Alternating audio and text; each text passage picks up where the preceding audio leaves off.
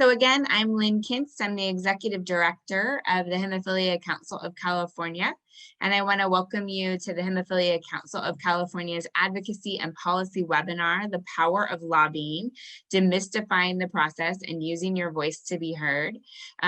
We are so excited to have you here with us today to learn more about the legislative process and how you can advocate for yourself and for the bleeding disorders community here in California.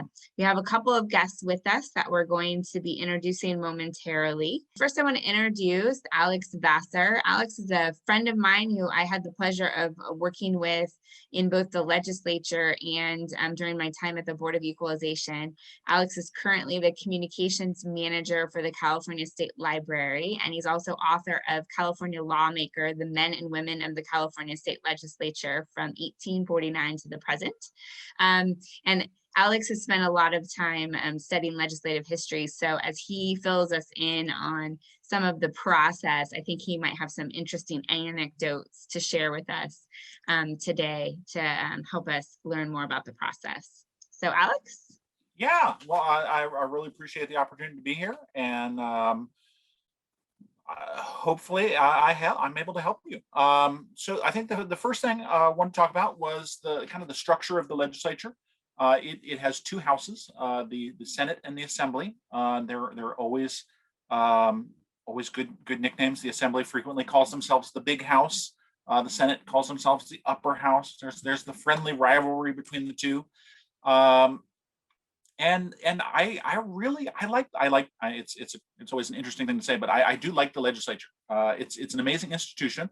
Don't always love all the people, but they're individuals. And I think that's the big thing that I'm going to try to stress is that they are people. There have been I counted last night 4,457 people have served in the California State Legislature since 1849. And like any other group of about 4,500 people, there are some really good people in there. There's some really not so good people in there, and they're people. It's an interesting world that folks are brought into when they become legislators, and you have 40 members of the Senate, 80 members of the Assembly, and they come in, and it's a very, very different world. If you talk to people outside of the legislature, most people think of laws as being almost like solid objects. I mean, you can't, laws are something you can break. It's a hard physical object. You shouldn't break the law, but that's right. Lynn said, we're not offering legal advice, but I will say, please don't break the law, always.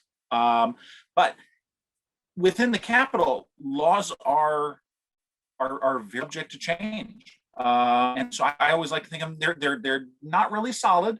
They're more like Jell-O, a little more solid than water. But if you have 21, so if you look at the Senate, it has 40 members. If you have 21 senators, 41 assembly members, and one governor who agree that an idea is a good idea, generally, and there are different vote thresholds for different bills, but with 63 people in this one building, you can change the law. And that's really unique in California. I think we can go to the next slide.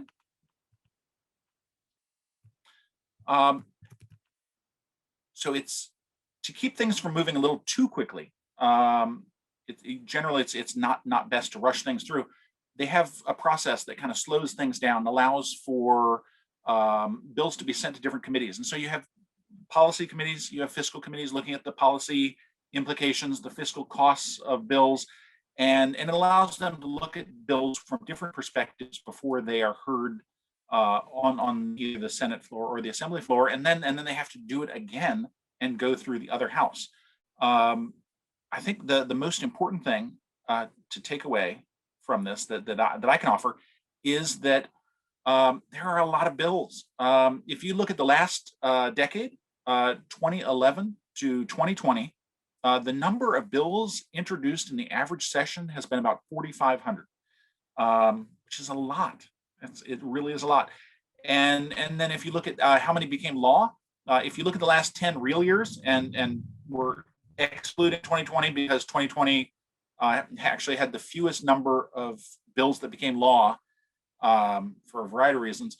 since about 1901. So, but if you look at like 2010 to 2019, it was about I'd say about 800 bills become law in the average year. It's a lot, and so there's really a kind of a process where they come through. A senator might not be aware of assembly bills until the assembly bills make it across to the other house, and so as you're meeting with folks, particularly legislative staff, I think hopefully you will find that they're smart people, very thoughtful. They're concerned about issues, but keeping in mind that there are 4,500 bills introduced every 2 years, they may not be able to immediately identify a bill just based on a bill number. Oh, what about AB 1234? And they'll go, what's that about? They probably know the subject area, if not bill number. So I think that's that page. On the next slide, government's really complicated. There are hundreds of agencies, departments, and boards, and they change frequently. Lynn and I worked at the Board of Equalization, which I think a few years later was split into the Department of Tax and Fee Administration and the Board of Equalization. There are renamings. There's a lot going on. When you're working with state government, one of the big things to think about is that departments are divided between appointed leadership at the top and a large number of civil servants who make up a lot of the organization. And that's you're going to see that consistently across different departments. Next slide. And one thing that I had to say, Lynn will say, this is true. Willie Brown would not actually like this slide. He always said that the budget is not actually separate from policy. It's actually the legislature's single most important opportunity to set policy each year. That said, the budget is a different kind of bill. And so it's introduced by the governor early in the year. It goes through a series of legislative hearings where the legislature, the staff are meeting with the Department of Finance, which is the executive branch's budget folks. Then they have the May revise, which reevaluates, looks at how's the economy doing, how's income doing, okay. And then they work through it and they have to get it passed, the budget passed by June 15th, or pay for legislators stops. That's a really strong incentive to get stuff done. And it goes to the governor and it goes into effect on July 1st. And then it carries on through the year. So that is that. So does anyone have any questions for Alex on any of the legislative process or budget items before we move on to our next speaker? I am not seeing anything pop into the chat yet, so we'll keep going, but I want you to think of your questions and you can add them to the chat and we'll come back to that in just a moment. So I think many of you know Terry Calgar-Hill, and she's going to introduce our next speaker. Great. Good afternoon, everyone. So I am Terry Calgar-Hill, the owner of Calgar and Associates. I'm the longtime legislative advocate or lobbyist for the Hemophilia Council. I'm in my 28th year with them. So I started when I was 12, just kidding. It's an absolute honor and distinct pleasure to be able to introduce to you today Maisha Jackson, who is the current policy director for Assembly Speaker Anthony Rendon, who's a Democrat from LA. I had the pleasure of first meeting Maisha when she got her start in the Capitol. We interfaced when she was with Darrell Steinberg. And then she went on to staff Darrell Steinberg when he became the Senate leader. She staffed him on health and social services issues, and then went on to work for the Assembly Human Services Committee. And Maisha staffed a lot of the social service issues, social justice issues, and then has been, I think it's the good fortune of the speaker to have her on staff as the policy director. So she not only kind of oversees health and the issues that we care about, but she oversees all of the policy for the state assembly. And she kindly came and spoke to our future leaders in a training in person a few years back, and they loved her. So we're just delighted to have you back with us, Maisha, today to tell everybody a little bit about what works and how to become a successful advocate in telling your story in the Capitol. So with that, take it away, Maisha.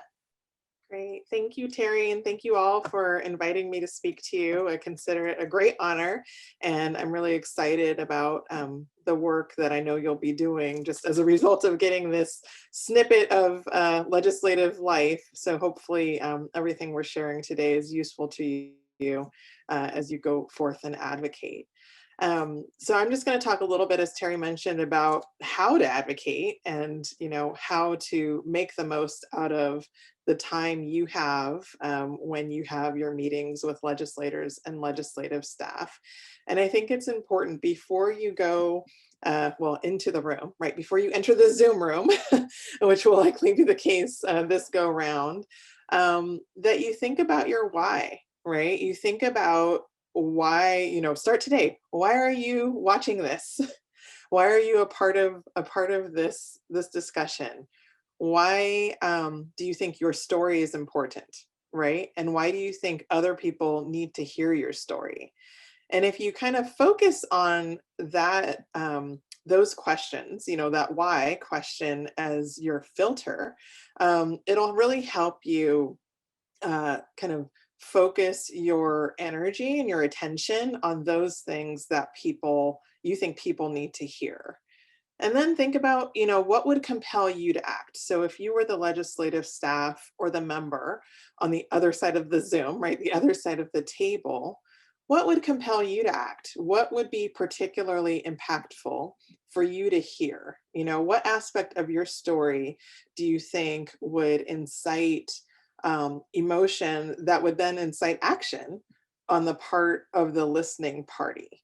So if you, constantly kind of, focus on, again, these parameters, this lens, it'll really help you tell your story in a way that does inspire action on the part of, the legislators and the legislative staff that you're meeting with. I'm going to go to the next slide. So in terms of just general logistics and tips, one thing you should absolutely do is share your agenda at the outside of the meeting, right? You can, and make sure you're keeping track of time. You know how much time you have. Maybe it's 10 minutes, 15 minutes, half an hour, whatever it is. Make sure you know what can be shared within that amount of time. Definitely leave some time for questions, right? We don't want anybody to not have shared their story if that was planned and you have the legislator or the leg staff having to run out, which could happen. It's not personal. But in terms of the agenda, the first person who's introducing the meeting, whether that person is introducing everyone who's participating, or if you're kind of going, round robin to share who you are and why you're there, be clear on what you're doing, right? So, hey, we're going to do introductions. Here's who we are. We'd like to share, 2 stories from this person and that person. And then we'd like to discuss with you the piece of legislation that, we're lobbying on today, or whatever the case is. It's just so you've kind of laid down the groundwork for your meeting. The staff or legislator, will know what to expect, right? And also repetition is key, right? People remember things. They're going to be anticipating that moment when they hear the next story. They'll be anticipating that moment when they get to hear, okay, what piece of legislation, are you advocating on today? And then make sure,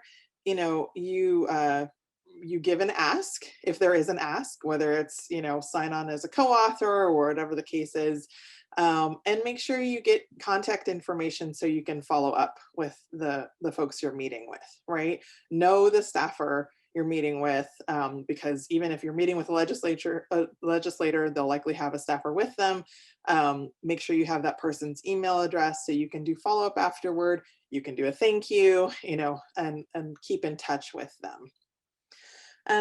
As Alex said, the members are people, right? They're electeds. They went through a lot to get elected. So, we approach with respect, but remember too that you're important. and your story is important, and what you bring to the table is important. And every day, the legislators in the building, the 120 of them, work on legislation that they think is important to the people of California and the constituents they represent. And you guys formulate part of that constituency, right? So they do want to hear from you. So don't forget that. I mean, it's probably less daunting when you're on Zoom because you don't have like the magnitude of the building and all of the hustle and bustle there, right? I know I've met with a lot of groups who get really intimidated by just the physical structure and all of the busy bodies running around in suits. So you at least have that layer kind of taken down having a virtual meeting, but still it's really important to, just know your place in this whole scheme as a really important one. And you have a voice that really does need to be heard so that the legislators can take appropriate action and can do things that are good for Californians. And then while you're speaking, make sure you keep it clear and understandable, right? It's easier when you're telling a personal story to not get tied up in too much jargon. But even with respect to hemophilia, right, there are some technical aspects to some bills. I remember when I worked on like a bill with Terry on, was an anticoagulant or something, and like just you can get bogged down in the science of it. And I realized like, oh, we need to make this really tangible for the listener. So make sure what you're saying is understandable. And again, I'll reiterate, keep track of time. Next slide. And with that, should you go off into something that's not understandable, make sure you're looking for cues that somebody has questions. I will tell you, I was literally on a Zoom an hour ago where one of the people kept going and going and going and going. And I was like, I could not get a word in edgewise. And we don't want to do that to the people who are listening, right? Because they may have a fundamental question that can help clarify something for them and help them better understand your story. So do kind of, be mindful, notice. If you're meeting with legislators and staff, they may not necessarily, quote, raise their hand in the Zoom or put something in the chat. They're going to want to ask you something directly, right? So as you're speaking and as you're sharing, make sure you're checking for that. And with that also, support each other. You want to be very clear going into your meeting, kind of what your role is, and be mindful of not kind of jumping in constantly over others who are speaking, right? To fill in, or if there's a question, kind of let the person who was asked the question answer, right? And if you have something to add when they're done, go ahead and do that. But disorganization really throws off a meeting sometimes. And so it's really important to know, like, okay, I know what the person is going to say. As they're, when they're done, I can add in an extra bit if it's appropriate. And also if someone is having a particularly hard time, sharing, try to give them space and try to, encourage the folks who are listening to you all talk, encourage them to provide that space too. And maybe, if somebody gets emotional, you say something like, hey, I think we just need a minute, right? And that's totally fine and appropriate. But it's just really important to support each other and to really be as cohesive, a unit as possible. And, enjoy yourselves, right? This is, again, really important work, but it's, when you're speaking from your heart and you're telling your own story and you're talking about the plight of all of the people you are representing in these meetings, it shouldn't drag you down, right? You should feel proud and honored that you have this opportunity to share and to make sure your voices are heard. So thank you guys. That is awesome. Those are amazing tips. I think will be very helpful to those in the community that are going to join us on Legislative Day. And I do want to highlight a couple of those things that are upcoming. because I certainly hope that those of you that are listening are planning to join us and put into practice some of what you just heard.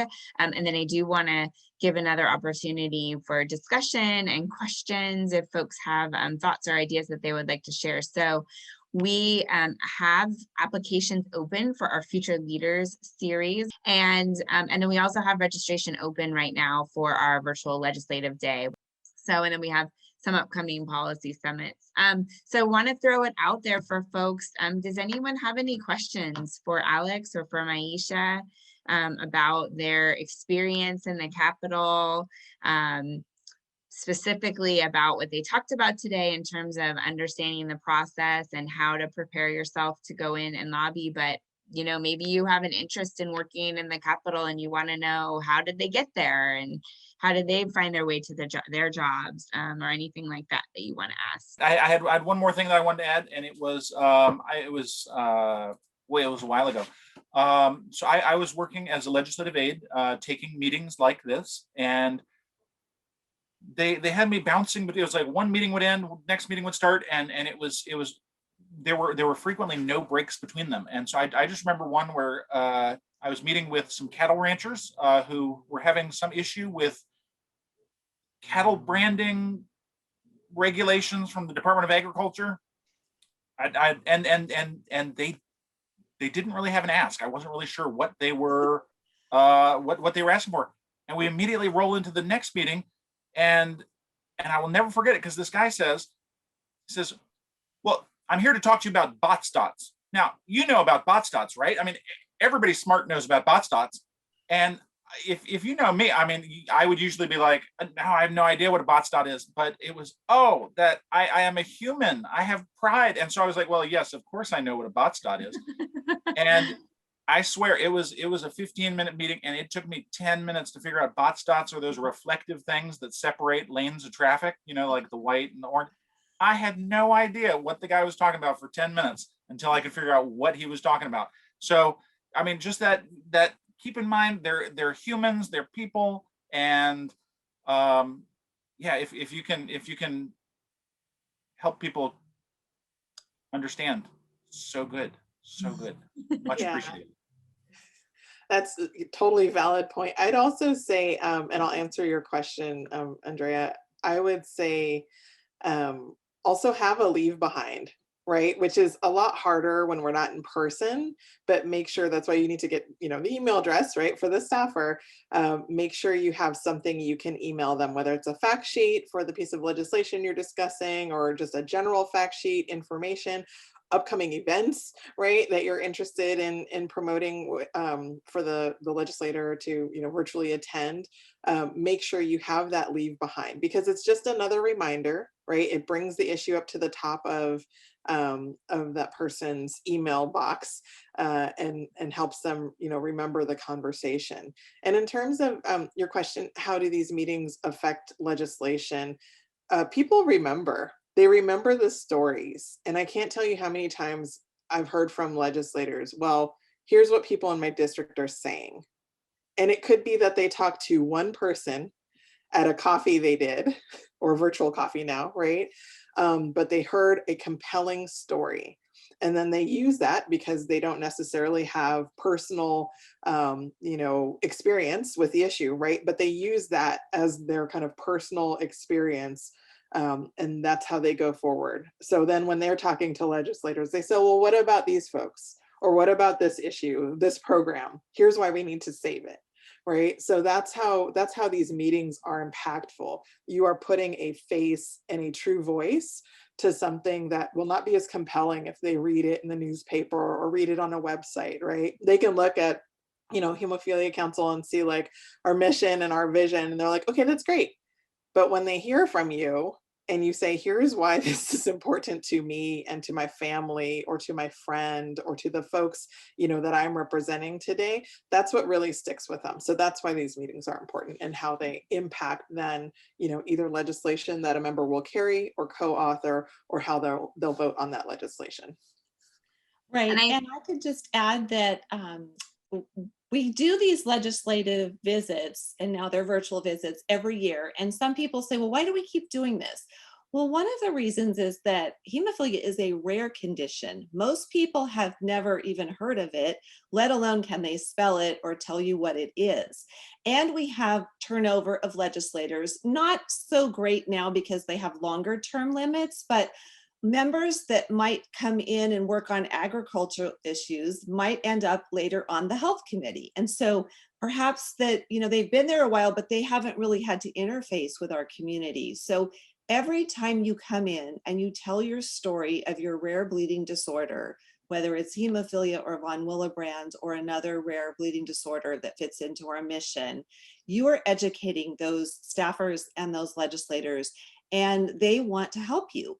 They get a lot of negativity, whether it's in social media or the press, and people always have bad things to say about legislators. So the legislators really want to be there to help. They are elected into office by all of you. And it's a feel good when they can help the council and they can do something productive to help people in the bleeding disorders, rare disease community.